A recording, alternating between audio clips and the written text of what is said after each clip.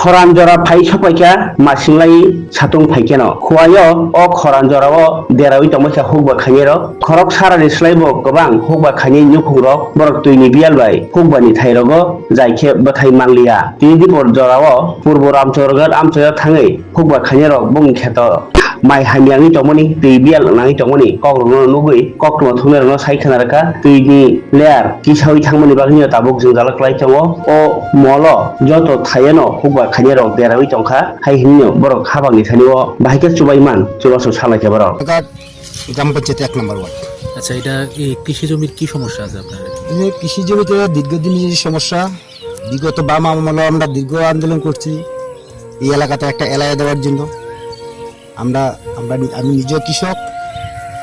এই এলাকাতে এইটাতে প্রায় 100 কৃষকের জমি চাষ করে, কিন্তু এই সিজনটা এলে জলের অভাবে অনেকের দেখছেন তো জলের অভাবে ধান মরে যেতে থাকা ক্ষেত পাটের যে সবজি ক্ষেত করতে কত ক্ষেত প্রতি চাষে দেখেন। এটা আমি দীর্ঘদিন ধরে একটা এলাকার জন্য চেষ্টা করছি, কিন্তু কেউ করেন। আমি বিগত দিনে যে সময় প্রশান্ত দেব না আমাদের এখানে বিয়ে হয়েছিল, তখন আমি ওনার বছরে নিয়েছি, কিন্তু এখনো হয়নি। এই আপনারা কোন কোন ইয়ারে জানাইছেন আধিকারিকরা বিষয়টা? আমরা পঞ্চায়েত সমিতি, যারা লোকাল নেতৃত্ব, বিগত দিনের, বর্তমান, তখনও চেষ্টা করে যাচ্ছি, কিন্তু কোনো ফল পাওয়া যায় না। আচ্ছা ভানুবাবু, আপনাদের এই পাশেই তো ক্ষেতের পাশেই তো জলের উৎস রয়েছে, মানে একটা ছড়া রয়েছে, সেখান থেকে জলের ব্যবহার কত নলকূপেরটা তো বেশি দিন থাকে না। এটা একটা যে নদীতে থেকে যে মানে জলটা মানুষকে এলাকার মাধ্যমে, যেমন আমাদের পার্শ্ববর্তী বাতাবর অঞ্চলে অনেকগুলো এলাকা আছে, বিভিন্ন জায়গাতে আছে এই পঞ্চায়েতই, কিন্তু আমাদের 1 নম্বর ওয়ার্ডে এখানে জাতীয় উপজাতির মিশ্র কৃষক। আপনারা দেখছেন, আপনাদের দক্ষিণ সাইডটা সম্পূর্ণ এসটি অঞ্চলের কৃষক, এইসব উত্তর অঞ্চলটা সমস্ত আমরা বাঙালি সমাজের কৃষক, কিন্তু প্রত্যেকেরই সমস্যা এখানে, মানে সেচের জলের বিশেষ করে। এখন আপনারা কি দাবি?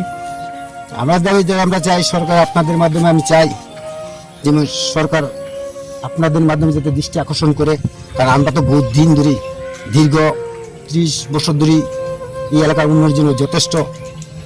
সরকার একটা গেছে, আর একটা আছে, আবার দ্বিতীয়বার জন্য হয়েছে, তারপরে তো এই এলাকার একটা এলাকার ব্যবস্থা কেউ করে না।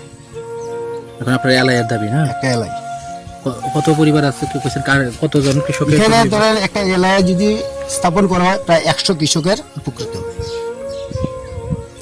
এই এলাকার প্রত্যেক নাগরিক কি কৃষির উপর নির্ভরশীল? ম্যাক্সিমাম এখানে কৃষি এরিয়া, সরকারি সার্ভিস এরকম নাই। রেয়ার পার্সন বিগত দিনে যারা ছিল 97 দাঙ্গার পরে এখান থেকে তারা চলে গেছে। এখন যারা আছে প্রত্যেকেই কৃষক। আর ওই এসটি এরিয়াতে দক্ষিণ সাইডে যারা এসটি আছে তাদের মধ্যে কিছু কিছু সরকারি সার্ভিস আছে, তারপরে বাকিটা সব কৃষক। তাদের কৃষি জমি আছে, তার জন্য জলের সেচের প্রয়োজন আছে। ধন্যবাদ।